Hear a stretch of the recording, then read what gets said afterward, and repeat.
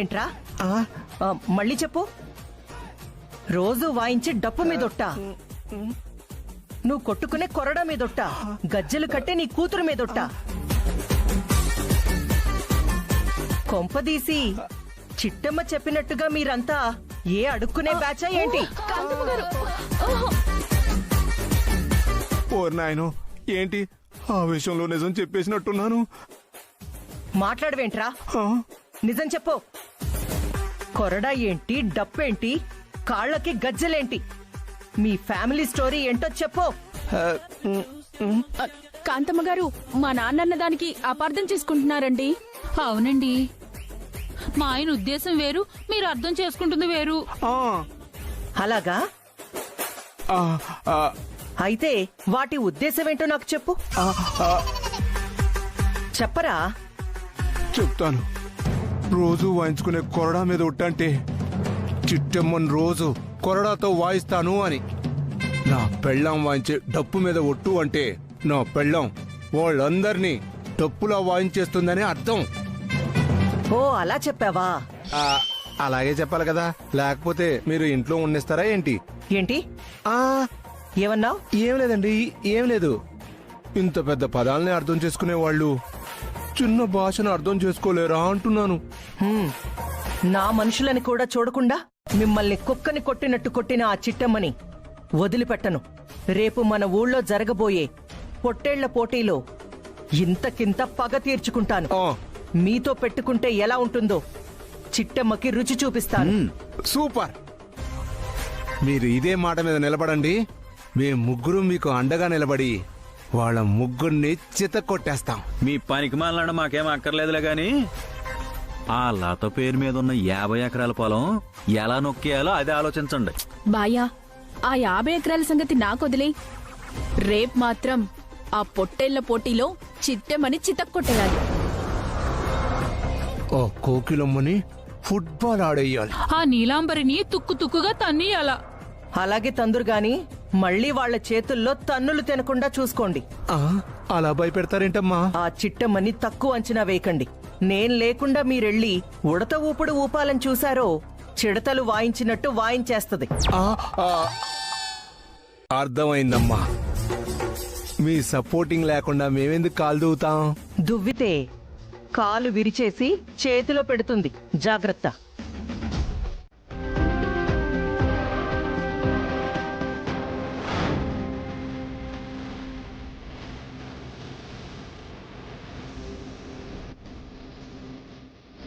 వర్మ, ఏంటది? నీ పెళ్లి ఫోటోలో లత ఫేస్ కనబడకుండా చేశారేంటి? అన్నయ్య, ఎందుకంత కంగారు పడుతున్నారు? నాకు లతకి పెళ్లి జరిగిన విషయం కాకినాడలో కొంతమందికి మాత్రమే తెలుసు. మిగతా వాళ్ళందరికీ తెలియకుండా ఉండాలనే లత ఫేస్ అలా కనపడకుండా కవర్ చేశాను. తెలిస్తే ఏమవుతుంది వర్మ? నువ్వు నా పెళ్ళవన్న విషయం బయటపడిపోదు. పొరపాటున మీరు కానుకలు ఇవ్వలేదో మేమెలాగో మిమ్మల్ని గెంటేస్తాం. తరువాత ఊరి జనాలందరూ శేఖర్ వర్మ భార్య మొగుణ్ణి వదిలేసిందంట అని చెప్పుకుంటే ఎవరికి చిన్నతనం? మాకే కదా. అందుకే కానుకలతో వచ్చావా, నీ మొహం మీద అంటించిన స్టిక్కర్ పీకేస్తా. తీసుకురాలేదా, ఆ ఫోటోలో నుంచి నిన్నే తీసేస్తా. వర్మ, వర్మ, వర్మ, వర్మ.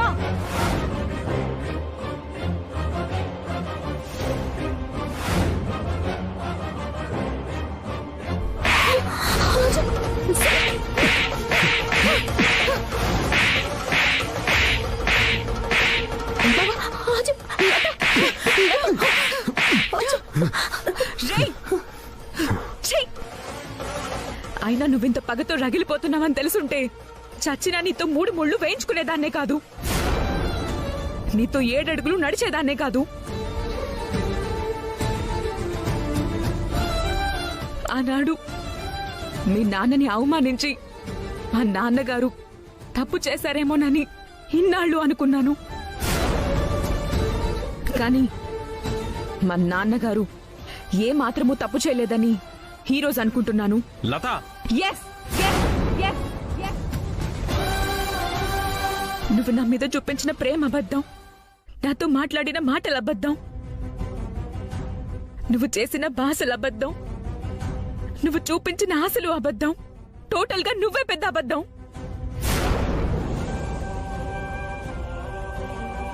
నీలాంటి వాణ్ణి నేను కట్టుకున్నందుకు నేను సిగ్గుపడుతున్నాను వర్మ.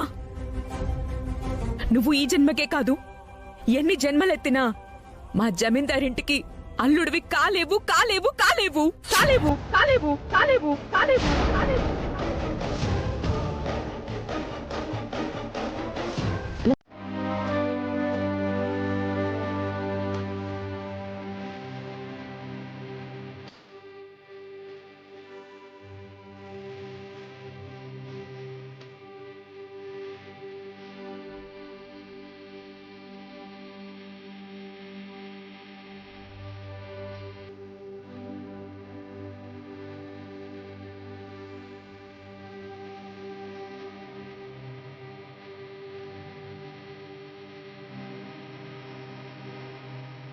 అమ్మా, ఇప్పటికే ఆలస్యమైంది. ఇదిగో భోంచే.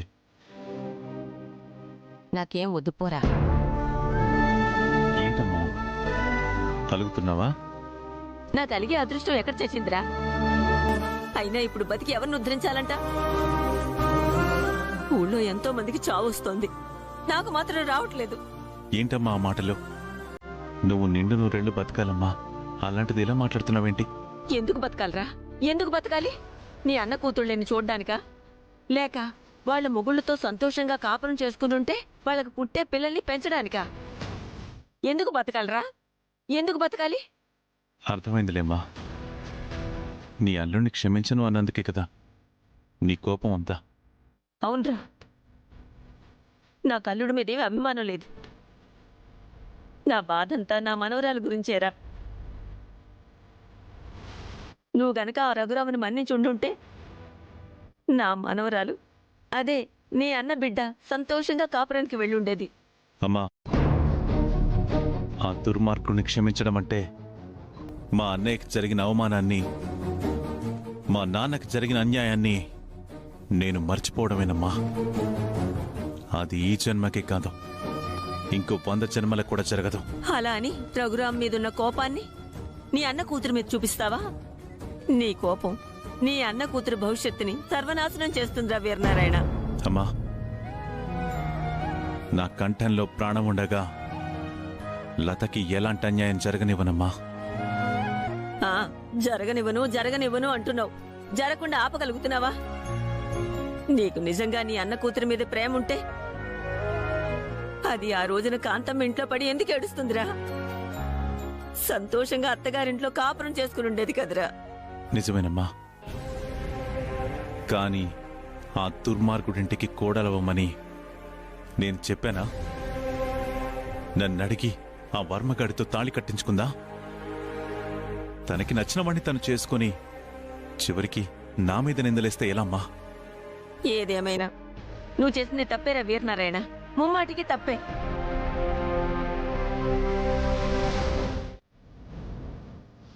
మీ అందరికీ తను నాకు పని మంచిగా చూసుండొచ్చు, గుర్తుండొచ్చు.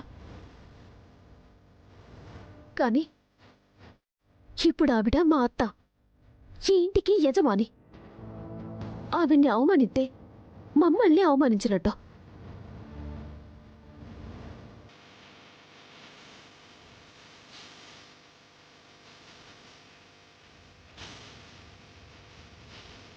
అవును మావయ్య, మీ దృష్టిలో ఇవిడ మీకు పని మనిషి అయ్యుండొచ్చు, కానీ మా దృష్టిలో మాకు అమ్మతో సమానం.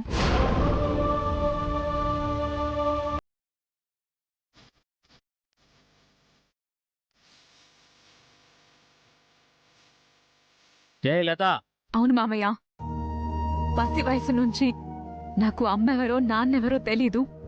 అప్పట్నుంచి ఇప్పటిదాకా నాకు అమ్మైనా నాన్నైనా నాకు కాంతమ్మ గారే.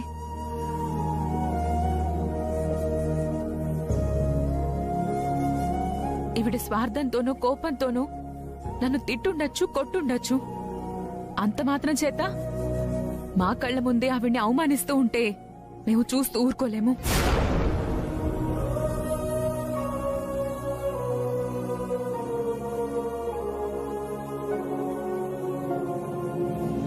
కుటుంబం మొత్తం కూడగట్టుకుని మమ్మల్ని అవమానించడానికే సిద్ధపడ్డారన్నమాట. చిట్టమ్మ, నువ్వు పిలిచింది నా కొడుకుతో నల్లపూసలు కట్టించడానికే? ఊరి జనాలందరి ముందు మమ్మల్ని తలదించుకునేలా చేయడానికే?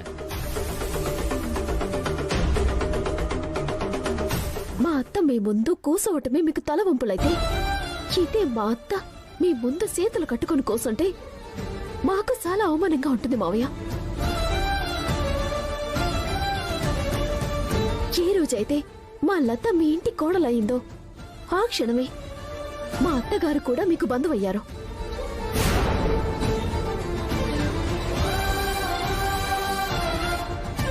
మీ బంధువుల్ని అవమానించి కుసంస్కారులు మీరు కారు అని నేను అనుకుంటున్నాను. అవును సార్, మీ మీద మర్యాదతో మా అమ్మ నిలబడి ఉండొచ్చు, కానీ మీకన్నా తక్కువ స్థాయిని మాత్రం ఆవిడ నిలబడదు, నిలబడనివ్వం కూడా. ఎదుటి వాళ్ళకి మర్యాద ఇచ్చే సంస్కారం ఆయనకు కూడా ఉంది. ఏమండి కదా? అవును, ఏదో ఒకప్పటి అలవాటు వల్ల అలా అన్నాను.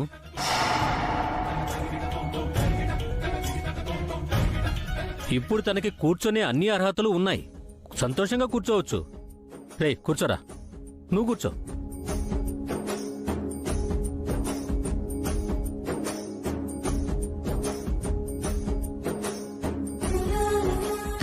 అమ్మ చిట్టమ్మ, 16 రోజుల పండక్కి అత్తింటి వాళ్ళు పసుపు కుంకుమలతో పాటుగా చీర ఇవ్వటం మన ఆచారం. తీసుకోమ్మా. ఇదిగోమ్మా తీసుకో, నీ చేతుల మీదుగా మీ చెల్లెలకివ్వు. సిలి బావా,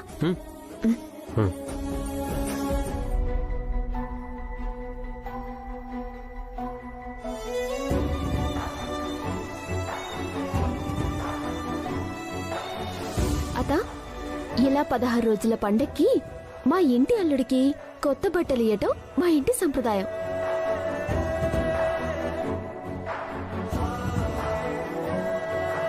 మరిది తీసుకో. ఇద్దరు వెళ్ళి కొత్త బట్టలు కట్టుకురండి. పదలత. పద వెళ్దాం.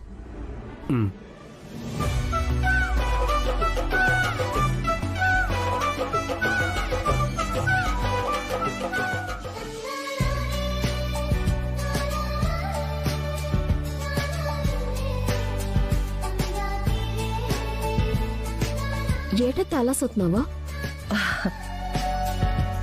ఏం లేదు, ఈరోజు ఎందుకో నాకు కొంచెం నువ్వు కొత్తగా కనపడుతున్నావు. కళ్ళతో కాకుండా మనసుతో సొత్తే ప్రతిరోజు నేను కొత్తగానే కనిపిస్తానత్తా.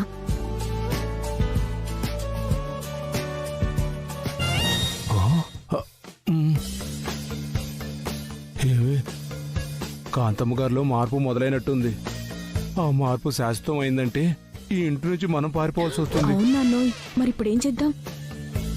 సింపుల్. కాంతమ్మలో ఉండే రాక్షసిని చావకుండా కాపాడితే చాలు, అదే అందరినీ చంపేస్తుంది. అదే ఏం చేద్దాం? చెప్తా నాకు. పదండి. సరే రామ్మా.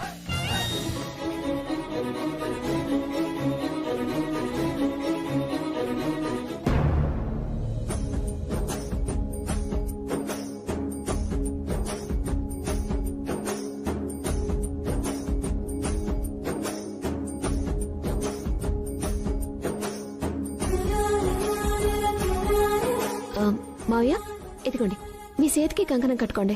దేనికమ్మా? చెప్తాను, కట్టుకోండి మావయ్య. అత్త ఇది నువ్వు కట్టు.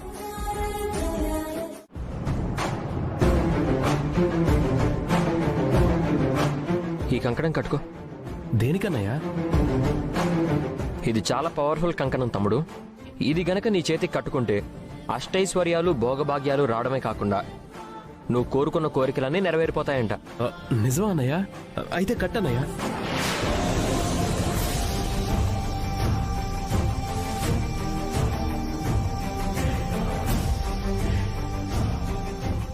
తమ్ముడు కాకపోతే ఈ రోజంతా నువ్వు చాలా నిష్టగా ఉండాలి. నిష్టగానా? అంటే అంటే ఈ కంకణం చేతుకున్నంత వరకు నువ్వెవరి మీద కోపడకూడదు, ఎవరితోనూ గొడవ పడకూడదు, నోరు మాత్రం అస్సలు జారకూడదు. పొరపాటున ఎవరినైనా తిడితే? ఏముంది, మేలు చేయాల్సిన ఈ కంకణమే నీకు కీడు చేస్తుంది. అమ్మో వద్దులే అన్నయ్య, ఈ కంకణం చేతుకున్నంత వరకు నేను చాలా ప్రశాంతంగా ఉంటాను. థ్యాంక్స్ తమ్ముడు. వెళ్దాం అన్నయ్య. మొత్తానికి తమ్ముడు బుట్టలో పడ్డాడు.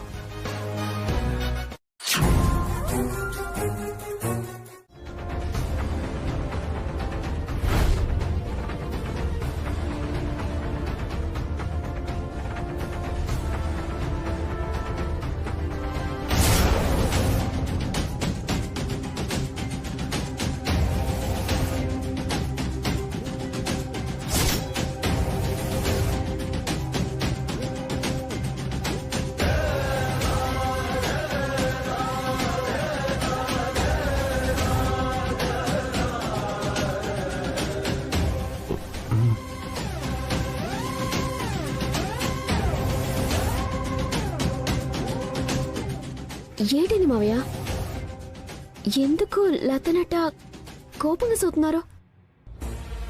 చిచ్చి, ఇలాంటి అమ్మాయినారా నువ్వు ప్రేమించి పెళ్లి చేసుకుంది?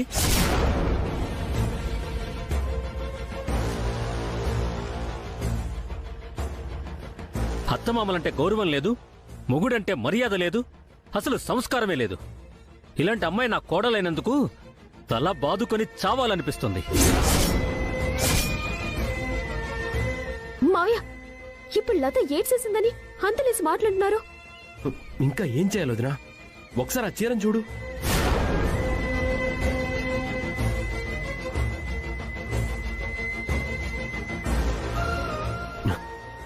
ఆ చీరేంటో తెలుసా? మా అమ్మ లత కోసం ఎంతో ప్రేమగా కొనుక్కొచ్చిన చీర.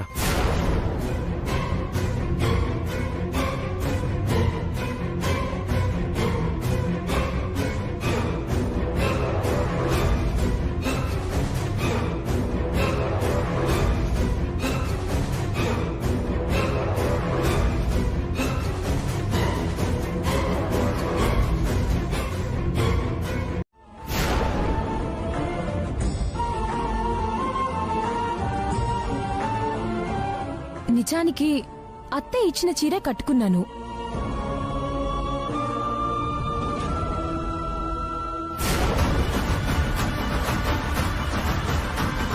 హే చింతామణి, ఆ చీర నీకేం నుంచి వచ్చిందే?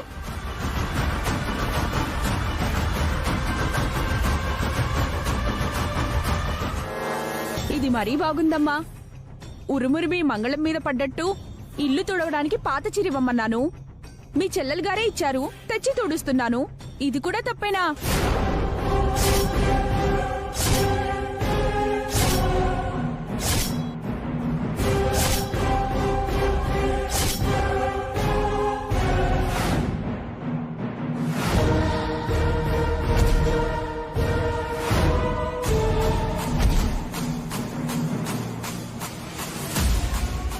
ఏంటి, నేను నీకు చీరిచ్చానా? అవునమ్మా, ఈ చీర పరమ దరిద్రంగా ఉంది. నా అత్తారింటి వాళ్ళు ఇంత నాసిరకం చీరిస్తారా? నేను కల్లో కూడా అనుకోలేదని. దీన్ని కట్టుకోవడం కంటే ఇల్లు తుడవడానికే పనికొస్తుంది అని మీరే కదా ఇచ్చారు.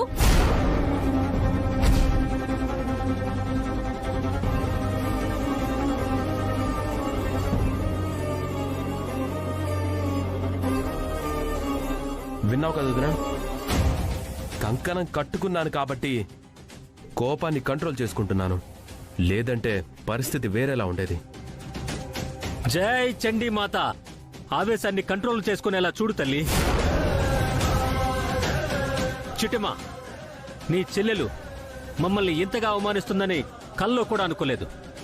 ఈ ఫంక్షన్ వద్దు, ఏమీ వద్దు. పరమ పద పద.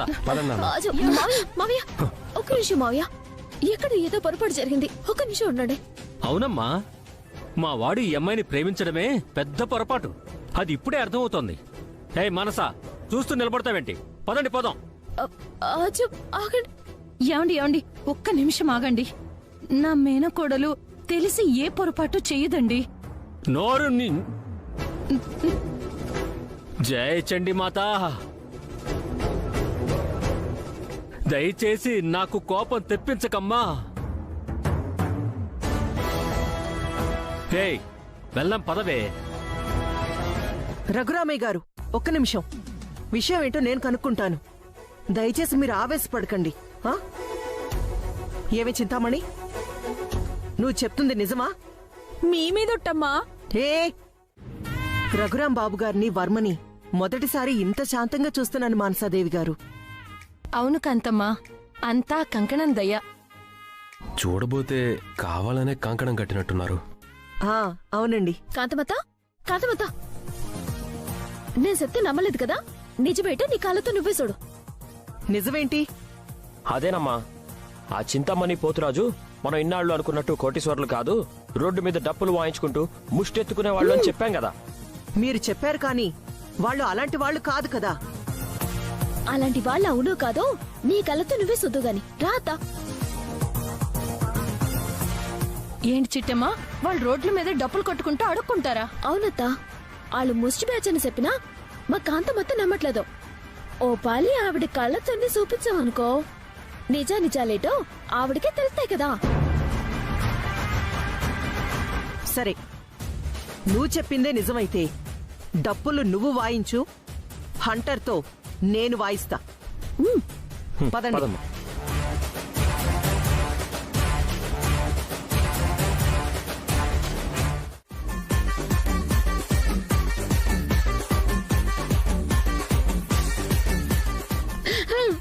అంటే మీ ఒరిజినల్ వేషాలు ఇవన్నమాట. ఎన్నాళ్ళకి దొరికారా? కాదు కాదు, చిట్టమ్మే మీరు దొరికేలా చేసిందిరా. సచ్చినాడు. చాలా థ్యాంక్స్ చిట్టి, తొందరగా నా కళ్ళు తెరిపించావు. లేదంటే జీవితకాలం ఈ యదవల్ని కోటీశ్వర్లని నమ్మి నాతో సమానంగా చూసుకొనుండేదాన్ని. రేయ్, ఇప్పుడే చెప్తున్నాను, పెట్టే బేడా సర్దుకొని బయటికి పోండి. లేదంటే కుక్కని కొట్టినట్టు కొట్టి కుక్కల బోన్లో ఎక్కించి మరీ పంపించేస్తాను. వెళ్ళండి. అయ్యో కాంతమ్మ గారు, మమ్మల్ని క్షమించండి. కాంతమ్మ గారు, మీరు కూడా ఆ చిట్టెమ్మ మాయలో పడిపోయారండి. మేము నిజంగా కోటీశ్వరులమేనండి. ఆహా, నిజమా? మరైతే ఎందుకమ్మా ఇలాంటి వేసాలేశారు? ఎందుకంటే ఇందాక నువ్వు నీ మొగుడొచ్చి కులవృత్తి వాళ్ళందరికీ గవర్నమెంట్ లక్షలు లక్షలు ఉచితంగా ఇస్తున్నారని చెప్పారు కదా. ఆ మాటలు నమ్మి ఇదిగో ఇలా వేషాలేసాం. విన్నావు కదత్తా, గవర్నమెంట్ వాళ్ళు కులవృత్తులకి డబ్బులు ఇస్తున్నారని తెలిసి పాపం ముగ్గురు కులవృత్తి గెటప్లో దిగిపోయారంట. అమ్మా, ఇంకా వాళ్ళ మాటలు నమ్మొద్దమ్మా. సాధ్యమైనంత త్వరగా వీళ్ళని బయటికి పంపించేసే, లేకపోతే వాళ్ళు ఇంకా మోసం చేసి ఇక్కడే తిష్ట వేస్తారు.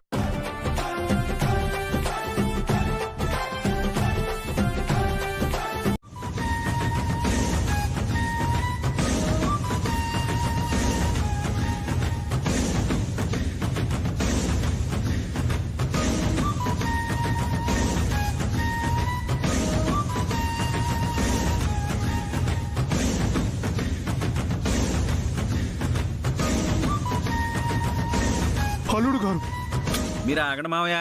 అక్క, నీకు కాసింతన్న బుద్ధి ఉందా? రే తమ్ముడు, బుద్ధి లేంది నాకు కాదురా, నీకు. అందుకే ఇలాంటి ముష్టి బ్యాచ్ని తీసుకొచ్చి నా ఇంట్లో కూర్చోబెట్టావు.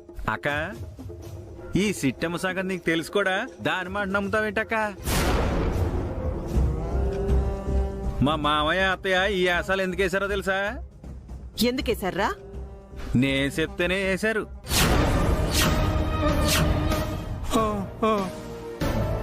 నువ్వు చెప్పావా? అవునక్క, ఇక్కడ 16 రోజుల పండగ జరుగుతుంది కదా. అవును. ఈ పండగలో వచ్చిన జనాలందరినీ ఎంటర్టైన్మెంట్ చేయమని ఇగో ఈ యాసలు నేనే కట్టించాను. అవునవును. నువ్వు చెప్పేది నిజమా? నేను అబద్ధాలు చెప్తానేటక్క. పాపం వాళ్ళకి ఈ యాసలేయటం ఏం తెలుసు. నేనే ఫోన్లో చూసి మరి ఈ యాసలేమని చెప్పాను. అవునవును.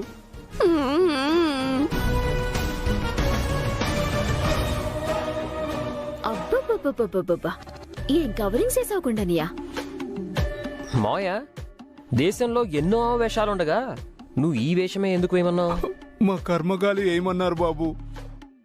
కాంతమ్మ గారు, మీ తమ్ముడు గారు ఏం చెప్పారో విన్నారుగా. మీ అందరూ అనుకున్నట్టుగా మేమేం ముష్టోళం కాదండి. మీ అంత కాకపోయినా ఎంతో కొంత ఆస్తి ఉన్నోళ్ళమే. మిమ్మల్ని నమ్మి నా కూతుర్ని మీ ఇంటి కోడల్ని చేసినందుకు మాకు బాగా బుద్ధి చెప్పారు. పదండి, వెళ్ళిపోదాం. హే, ఆగండి ఆగండి. ఎక్కడో ఏదో పొరపాటు జరిగింది, అందుకే మిమ్మల్ని అపార్థం చేసుకున్నాను.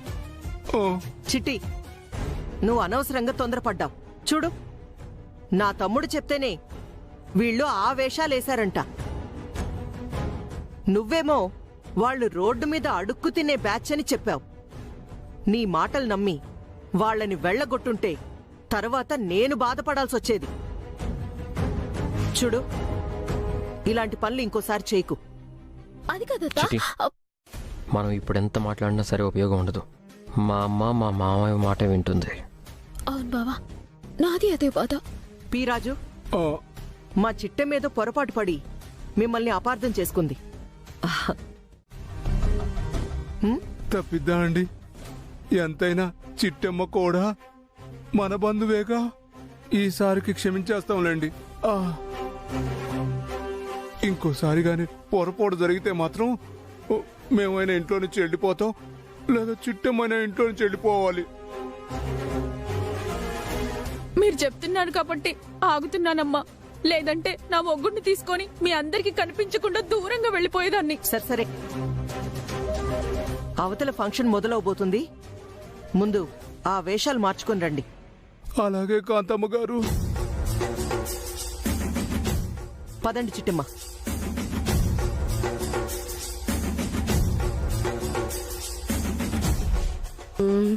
అమ్మయ్యా, మీకు అసలు కొంచెమన్నా బుద్ధి జ్ఞానం ఉందా?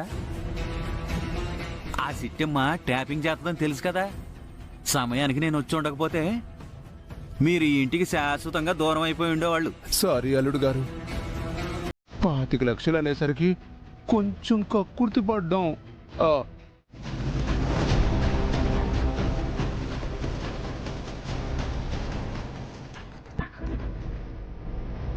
చూసారా చూసారా, ఇప్పుడు చూడండి.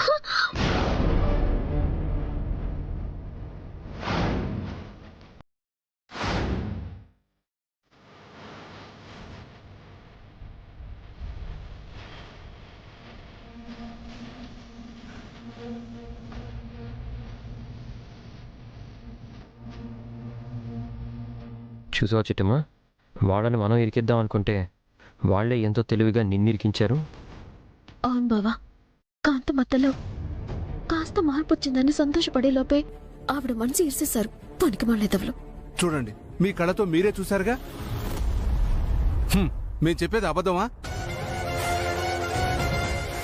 లేదురా, మీరు చెప్పింది అక్షరాల నిజం.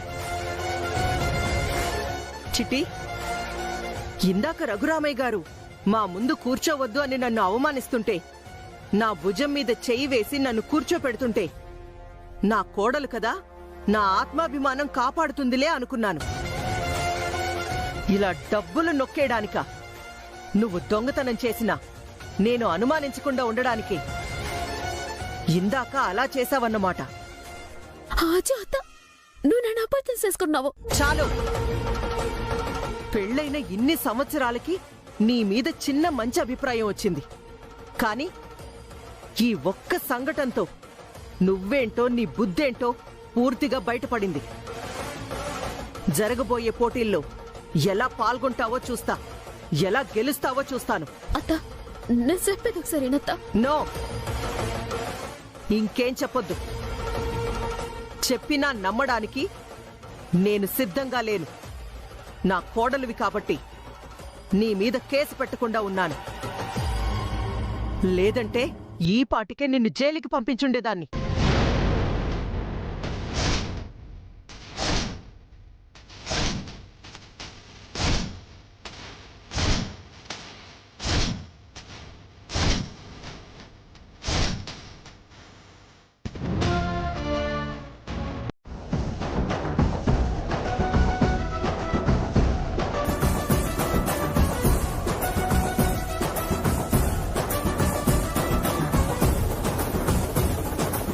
నమస్కారం కాంతమ్మ గారు.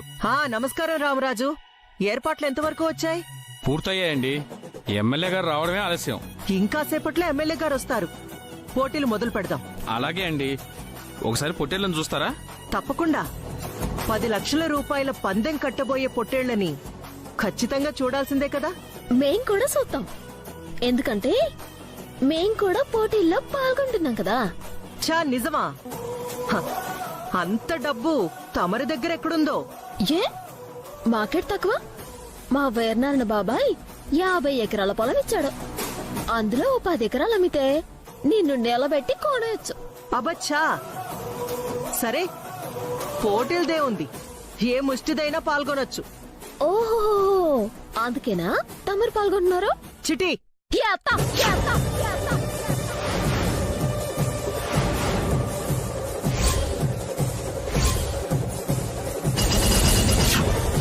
అమ్మా, ఇంట్లోనూ గొడవలే బయట గొడవలేనా?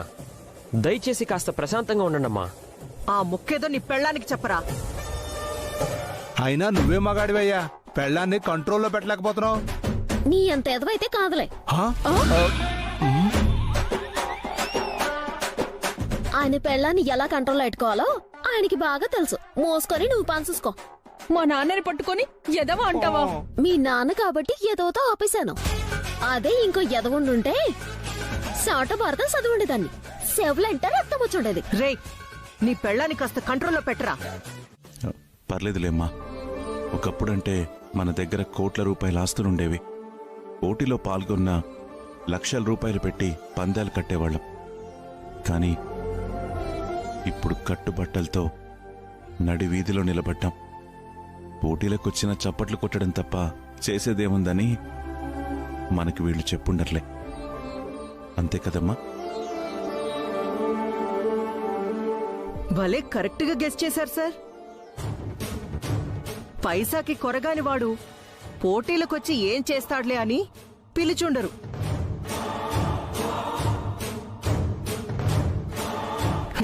ఏదేవైనా మీరు కన్న కూతురులా ఫీల్ అయినా వాళ్ళు మాత్రం మిమ్మల్ని బాగానే అవమానించారు.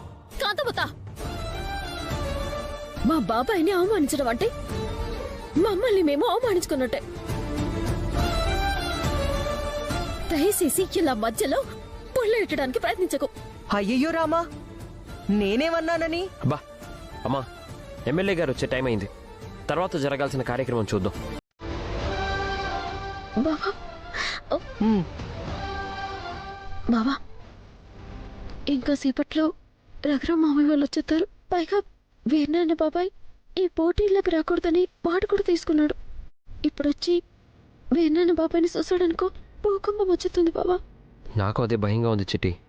వాళ్ళు వచ్చేలోపే వీరనారాయణ గారికి ఏదో ఒకటి చెప్పి ఇక్కడి నుంచి పంపించేయడం బెటర్ ఏమో.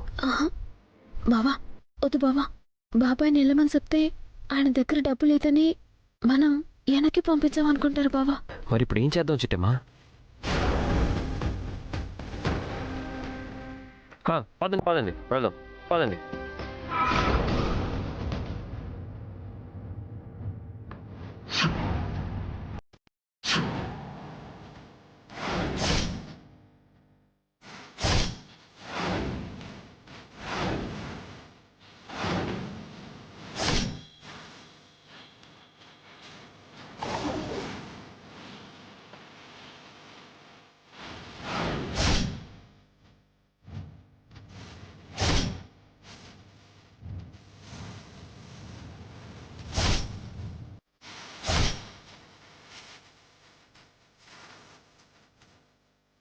కాంతమ్మా, ఆ దుర్మార్గుడు నీచుడు ఈ పోటీలకు రాడని చెప్పావు. మరి వాడి ఫ్యామిలీ ఎందుకొచ్చారు? నా మీద కోపడకండి వీరనారాయణ గారు. అసలు వాళ్ళొస్తున్న విషయం నాకే తెలీదు.